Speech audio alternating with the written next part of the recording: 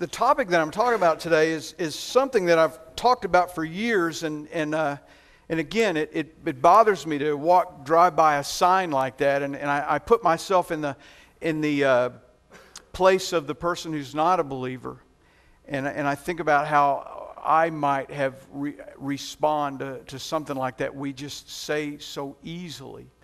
And I wanted to, this morning I kind of redid my introduction, and I wanted to kind of talk through that a little bit, so I'm gonna read it a little bit more than I normally do as we go. But I want to start off with this. There's a saying that it's not what you say, but what people hear that counts. Let me say that again. It's not what you say, but it's what people hear that counts. Would you agree to that? Can you see, have you seen sometimes, maybe you've got a family member or somebody that you're just trying to communicate the best way you can, and they're just not hearing that. They're hearing something completely different. We used to have this piece of equipment that was kind of cool in our old place. We had inherited from this other church, and it was I don't know what it was called. What was that thing called that it could change my voice? It was was it a modulator? Is that what it's called? But what was really cool was there were like 200 different voices. So if like one time I was doing something, I was like talking like it'd be the devil, and we turned it on Darth Vader, and it came out Darth Vaderish, and what would happen was I could talk, and I always tried to tell them, get my voice like a radio announcer, and they never did get there. Kevin, was that just because y'all couldn't, or because you were messing with me? But it was this electronic filter, and what would happen is you wouldn't really hear me when it was coming out. You would hear my voice modulated. That's a good word for it. Changed, and what we have to understand as people who are trying to communicate any kind of truth is the ability for the listener to be able to hear what the speaker is trying to say is strongly affected by the filter through which the hearer is listening. Let me say that again. The ability for the listener to be able to hear what the speaker's trying to say is strongly affected by the filter through which the hearer is listening. The filter is created with the attitude that person has toward the communicator or the group from which that communicator is a part of. Am I making sense? I rewrote this this morning. I was trying to make sure that I made it very clear. We get pretty angry when people don't hear us. That's how a whole lot of husband and wife fights start. That's how church people fights start. That's how politicians, we hear what we want to hear, and we filter it through what we filter it through. And here's an individual example, and I saw this a lot when I was a counselor. I would be dealing with a woman who had been left by her husband, and when a married man leaves his wife, and she's trying very hard to get him back, the history that they have together is what makes up the filter that he's listening with. The history they have makes up this filter, and he has convinced himself that she's not someone that he wants to be with anymore, so that she's trying hard, and all he's hearing is this stuff that he didn't want to hear that makes him want to get divorced in the first place. And when I'm counseling a woman who's been left like that, I talk to her about her begging and about her anger, and I talk to her about this filter that he's looking for through, and what I have to try to teach her or him is you've got to work on changing that filter. Because no matter how much of the truth you say, that person's only hearing what that person hears. And if we're going to build that trust back, we've got to work on changing that filter. That's an individual example. There's also the group example. If a woman's had experiences with men in her life, really bad experiences, she's built up this filter of mistrust through which she looks at men when they're trying to communicate to her. And what has to happen is you have to realize, if you're trying to communicate with this person, that there are some things that you've got to do. You can't just overwhelmingly beat it. You've got to change the filter by changing the way the person hears you. See, people don't care how much you know till they know how much you care. And no matter how mad you get about it, whether you're part of a group, and people will stereotype you. And whether you're a lawyer, a politician, a medical personnel, or a minister, you come into a situation where you're facing the prejudicial filter that comes with this person whom you're trying to communicate with. Are y'all tracking with me? I know it's early in the morning. As far as communication goes, it doesn't matter that it's not fair. It doesn't matter that you say, that's not me, you're not hearing me. What matters is what she is hearing. So listen for just a second, dear Christian. When it comes to your ability to share the good news of Jesus Christ, you come up against a filter that is made up of a person's personal history with Christians and a lifetime of media and other influences on those people. The picture of a Christian he perceives is not you, but it's the perception that that person has. And you have to deal with that. And your first communication goal is to take down that filter, change that filter. And the only way to do that is you have to lovingly, patiently be different. See, we hear from angry Christians all the time. And guys, no matter how angry you get, you're not going to win your point. The more angry you get about trying to get across the truth of Jesus Christ and people aren't willing to listen, or they're willing to make fun of you because of that or whatever, the devil just laughs as they get more angry back at you. There's a local group here. It just bugs me every time. I want to run over one of them with a car. They stand out on an intersection with big black signs telling everybody they're going to hell if they don't repent today. Let me tell you something. Put yourself in the shoes of the person that doesn't know what they're talking about. And all they've seen is what they think are illiterate, ignorant Christians who think they're better than everybody else is. So how are you going to respond to that in-your-face attitude of communication? The world of non-Christians, for the most part, have this negative attitude. Now, what we've got to realize is some of it is spiritual warfare, and we understand that. And we've still got to be patiently loving during the spiritual warfare. But the rest of it is you and us. And how can we be different to the point that that person will understand and come to the point where they hear us and are willing to listen to what we've got to say? And again, it's that connection. And I'm telling you, it's not going to happen on TV or radio. It's going to happen you building that relationship with your neighbor or your coworker and showing them that you're different. See, I ride a motorcycle. I can't tell you how many times people said, "You're a pastor, you ride a motorcycle?" I guess that's because I don't dress like a biker, you know. Yes, I would look a lot older with a ZZ Top here. That's why I don't have one, or I would have one if I wasn't married to Lisa.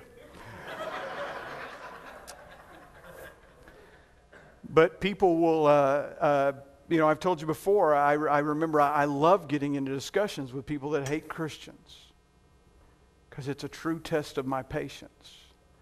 And one of the best places you can do that is online. And I remember back when they had the AOL chat rooms, I remember a lady that I talked to outside of the chat room, and I'd looked at her little bio, and she was about as goth a person as you could get. And she said, her response to me was, "I've never had a Christian talk nice to me."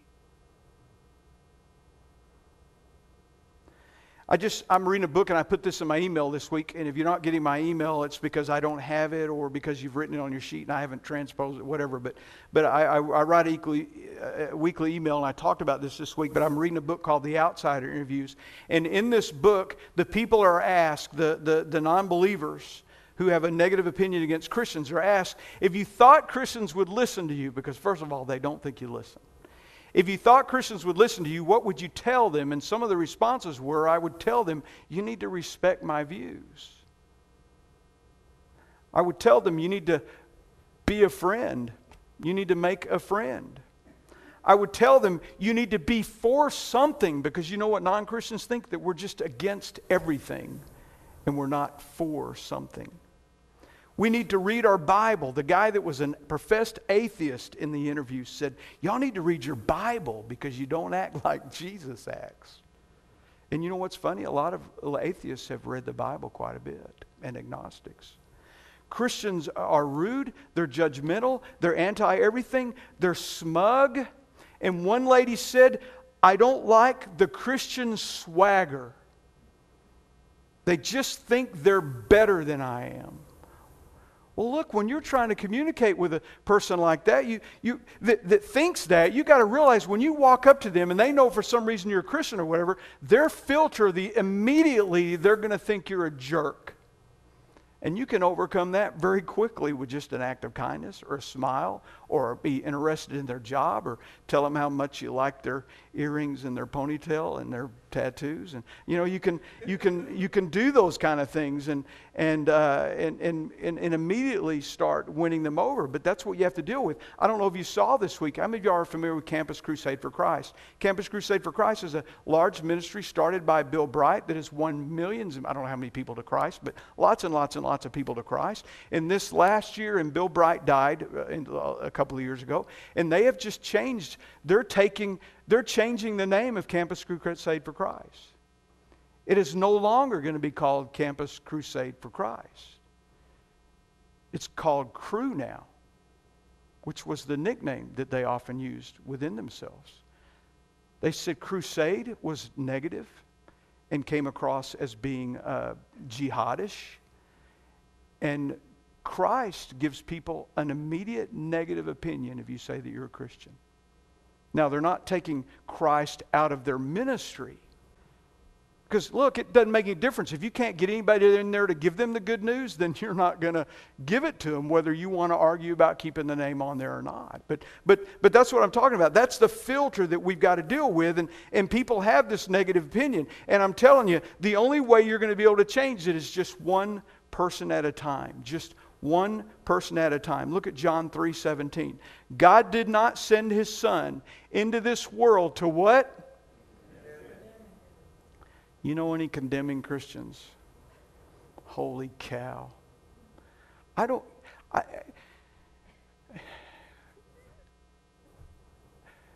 holy slap. You know what I'm saying? Just a holy slap across the face of a condemning Christian. That might be all they need. But to what? Save it. See, that's and here's what the devil's done. He's convinced us that as Christians that our job is to condemn people. And that just doesn't play well. And it's not what Jesus did either. He came to save. He came to love. Steve Sjogren, and by the way, at the top of your notes, I gave two references for written by a guy named Steve Sjogren, who grew a huge ministry in a church by developing a conspiracy of kindness. He calls it irresistible evangelism.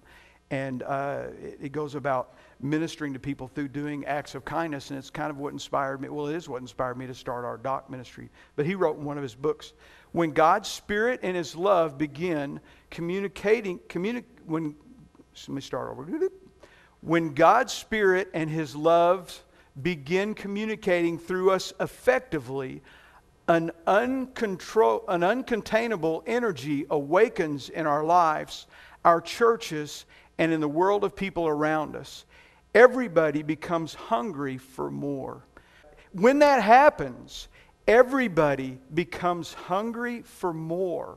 When we talk about evangelism being irresistible, we mean something so appetizing and so cool that no one can walk past it without becoming hungry.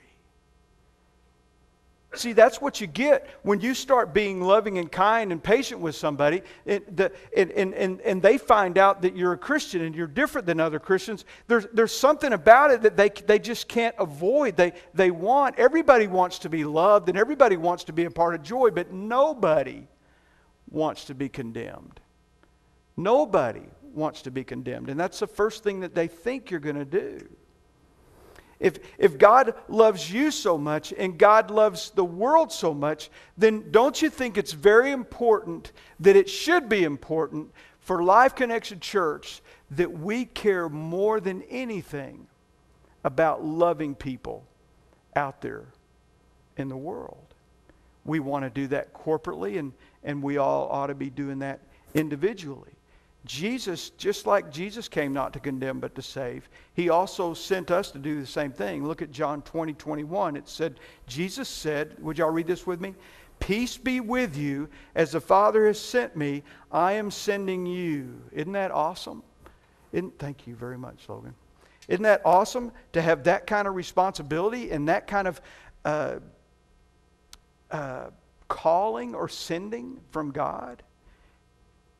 I love this. Jesus did not force his way into our lives.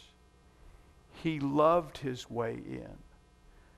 Isn't most of the conflict we hear out there between the church world and the unchurched world about us trying to force legislation, us trying to force our politicians, us trying to force? Let me tell you something. All that does is come across as being condemning.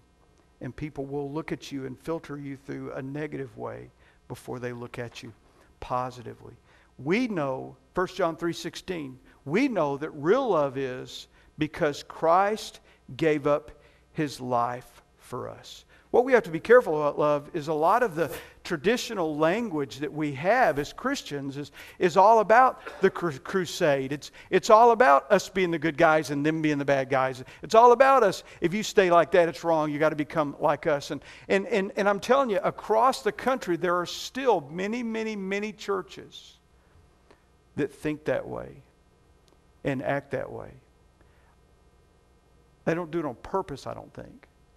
It just becomes a part of who you are. You develop this swagger, and I'm telling you, swagger and humility are opposites. And Jesus said, we're to be humble. We're to act with humility. We say to them, we love the world. We love the world as we're standing with signs that say God hates whatever. We love the world. We say, but we'll love you if you come and be a part of us, if you come and be like us, if you come and like our music, if you come and don't smoke and don't drink and don't date people who do. If you'll come and be the things that we think you should be, then we love you. And that's not the way it's supposed to work. See, we're supposed to hold each other accountable for that. Think about how people respond to that. Oftentimes, what Christians think is holiness is really nothing more than intolerance. Now again, we get confused with people think if you hang out with these people and that you're being like them. But I want to tell you something. If people see a true humility in you, and they start trusting you as a believer who does act and do the best you can to be like Christ and does admit when you make mistakes and all those kind of things, what will happen is those people around you will start changing. They'll apologize to you for using bad language, not by making fun of you, but out of respect. They'll apologize to you for the things that they do because they'll start seeing the difference. So let's just look at some of the things that people need to know, the unchurched, the people that we are told to reach for Christ. First of all, they've got physical needs, and I don't know why I left this off your notes, but right beside that, and emotional needs. They've got physical needs and emotional needs. And the best way to go about doing that is with active kindness. Openly being kind to those people, Titus 3 says, but then God, our Savior, showed us His kindness and love. He saved us, not because of the good things He did, but because of His what? Mercy. Not the good things He did, the good things we did. So showing God's love in a practical way, and that's what Sjogren teaches in this this servant evangelism. It's going about loving and caring for people with no strings attached. And that's what we did when we developed our doc ministry. It's funny because as we've gone out there and done things like helped with other ministries and helped with Revitalize Euless and all those other kind of things, the first thing pastors ask me? Well, how many people is that adding to your church? I say that's not my number one goal. Our goal is to be God's love with skin. And that's why we do the things that we do. You don't buy a guy a coffee at Starbucks with the idea that he's going to say yes to go to church with you. You know, hey, you want a cup of coffee? Yeah. Hey, you going to church this Sunday? No, I don't believe in you Christians. Give me that back. Hey, are you going to? You know, we have to remember always this filter that these people are looking at, and if we've got to realize that it's important that we are actively being kind to them, and that we think about what their emotional needs are too. You know, one of the best ways to help people deal with their emotional needs is to learn to be a good listener. See, we all, including myself, love telling people about ourselves. But you know what we love more? When you tell us about ourselves. In a good way. So it's important that we become friends, that we become active listeners, that we realize they don't have the spiritual background that we have, and that we're not impatient with them, and we don't just jump to conclusions. Oh my goodness. You know, one of the things that I've learned about Facebook, and I'm pretty active on Facebook because I see it as a ministry, is I will write a whole blog, and the title comes up on your Facebook. When you do a blog, your title comes up, and people will comment on my title. They won't read the blog. They'll look at my title and they'll agree with me and make some long, huge, and I'm going, there's no way they read that blog, you know? I mean, but that's how we are. If we see people act a certain way or we hear certain things, the first thing we do is we jump to conclusions about who they are. We've got to read their blog. And we've got to listen, and we've got to realize that we've got to not be defensive. Oh, I told you all about those AOL chat rooms, and you know, when you text, what happens when you put large letters? What does that mean? All caps. It means you're yelling. So I used to go in these chat rooms, and these atheists used to love going into these Christian chat rooms. What I loved about going to the Christian chat rooms is I could find more atheists in there because they were going in there to fight, and they were laughing so much. And I would go in there, and this atheist would be telling them how illiterate they are, and they need an education, and how can you lean on Jesus, and all this other kind of stuff. And then they would be yelling back, you are going to HELL ///. And it's, you know, it's just like, you're going, holy cow. And what would happen was, I would just sit there and I would calmly start a conversation with this atheist. And then all the big letter Christians would kind of stop and watch. And all of a sudden there'd be 40 people in this room, and it would be me talking with 3 atheists. And it would end up having some neat behind the scenes. But the other fun part was, you could leave and go to another room, and when they decided they couldn't mess with me anymore, I would follow them to the next room that they went to. So we need to work on their physical and Number 2, people have directional needs. Whether they know it or not, they're looking for God. Whether they know it or not, they're being drawn. So they have this active wondering that goes on in their lives, and we've got to ask active wondering questions, and you don't do that when you first meet somebody. You know, a new guy comes in the office, sit in the cubicle beside you, you start taking breaks together, you do all that kind of stuff, and you start representing Christ the best way you can. And I'm telling you something, if you're going about doing it and the guy sees that it really makes a difference in your life, there's going to come a point where he'll start active wondering in front of you. He'll ask you about church. He'll ask you about your faith. He'll ask you why you handled it that way. He'll talk about how mean his boss is, but you'll be very calm and patient. And he'll go, how come you're not ticked off about this? And you can lead right into those spiritual conversations. You can. You don't have to be a pastor to have spiritual conversations. You just have to be spiritual. Some of us can't have spiritual conversations because we're not. If you're not hanging out with God, you're not going to be able to have good spiritual conversations. Ask questions about their background and their tastes, and be interested in the things that they're doing. Number 3, they have spiritual needs, so get to the point where you can do some active sharing. Share your buttology. Now, some of you, if you're new here, you don't know what I'm talking about. Theology is a study of what? Theo is God, right? Theology is a study of God. Budology is a study of buds. What I said that one time. First time I taught on budology, this dad told me his daughter leaned over and said, "We're not allowed to say butts at our house." But I had heard an evangelist years ago talk about this, and budology is I once was this, but now because of Christ I'm this. And see, if you're doing things because of Christ, you've got a budology that you can share, and it's powerful for people to see your life being changed. I had somebody sitting in a room yesterday telling me about this awesome, about God doing this miraculous healing in her life. I bet she can't wait to have a spiritual conversation with somebody about that. See, you go see a good movie tonight, you will be telling everybody about it at work tomorrow. If you have a good spiritual relationship, you will be telling everybody about your spiritual relationship. So let's look at 5 things that empower your evangelism. And since evangelism to some people is a negative thing, I wrote beside it your witness.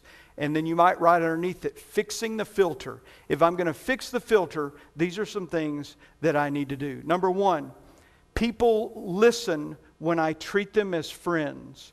People listen when I treat them as friends. Be an includer and not an excluder.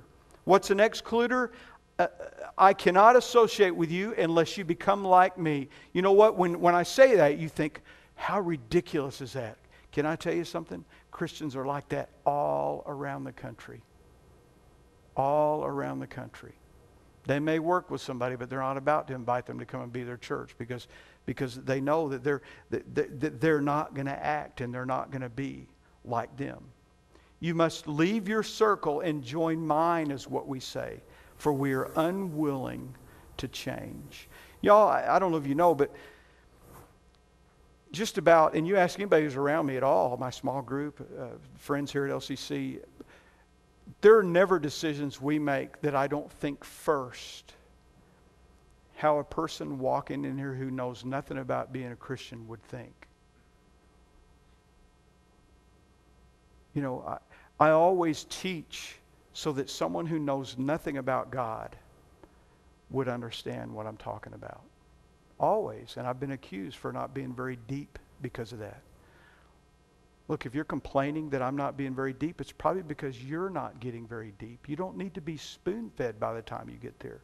Most people still know that Sunday morning is prime time, even the unchurched. So the decisions that we make when we look at things, when we look at serving iced coffee. Did y'all get iced coffee this morning? Very good idea, you guys, on the iced coffee. You know, those are the kind of things that we want to comfort people and stuff when they come in. So be an includer. In John 6:37 says, those the Father has given me will come to me, and I will never what? Reject them. Number 2, when I serve, hearts are touched. Hearts are changed. The filter goes away. Write that beside that. The filter goes away or is changed. And the cool thing is it starts making them change about other people. Look at Philippians 2. Your attitude, by the way, attitude's another word for filter. So this is saying our filter, your filter should be the same that Christ Jesus had. Though he was God, he did not demand and cling to his rights as God. He made himself nothing. He took the humble position of a slave and appeared in human form. And in human form, he obediently humbled himself even further by dying a criminal's death on a cross. That's why it's so important that we are God's love out there with skin on. That we do things sacrificially. Look, let me tell you something. It doesn't take much. I used to ride the bus into Dallas, from Irving to Dallas, when I worked there for a year. And the bus would be crowded, and I would stand up and let somebody else sit in my seat. And they would almost have a hero parade for me when I got to the... You know what I'm saying? It doesn't take much. All you got to do is think about the needs of other people. Number 3, serving redefines the perception of a Christian. Don't get mad because people think there's something wrong with you because you're a Christian. Change the way they think, not by punching them out, but by being Jesus. Number 4, doing the message precedes telling the message. Doing the message, again, people don't care how much you know till they know how much you care. Doing the message precedes telling the message. And then number 5, and this is important. It's important for 2 reasons. One is, well, let me say it. Focus on planting and not harvesting. Focus on planting and not harvesting. Let me think through this just a second, why that's important. First of all, if you're thinking it's your job to harvest, you are going to be more afraid of failing. Would you agree? You're going to be more afraid of rejection. You're going to be more afraid of failing. And if your focus is on harvesting, you will become more like, don't you just, Lisa likes going and looking at furniture. Even when we're not going to buy. I think she's hoping it'll rub off when we go. But we'll go in. There's one furniture store we won't go in. Because we could tell somebody we're just looking and that's not the end of it. You know what I'm saying? There's another furniture store we'll go in and we'll tell somebody we're just looking and he'll follow us, but it'll be like this. He wants to make sure we don't get stolen away by somebody else, but he's going to, and you know why? Their motive, you know what? He doesn't get paid if you don't buy a bed today. You can't go about witnessing that way. Christ is the one that brings people to Him. We plant the seed. We witness. You know what witnessing means? My life is different because of what Christ, that's my witness. So think more, and then the other thing on their side, if we're going about harvesting, that's the one of the main reasons that people avoid Christians is they think we're all trying to change them into us. Well, we would like that for them, but our goal should be planting. It should be loving, and I'm going to close on that. I just wrote a couple of things down here. Let's not be a come and see church. Let's be a go and be church. What do you think about that? Let's don't be a come and see church. Let's be a go and be church. Let's be living examples of God's love and kindness. And then right straight out of Steve Sjogren's book, he said, small things done with great love will change the world. Small things done with great love will change the world. Let's just go into our time with God, and if you're a guest at Life Connection Church, this is how we end up our service, and sometimes I'll kind of put some hints of some things for you to pray. There's been something that you heard today that you think, I really need to pray about that.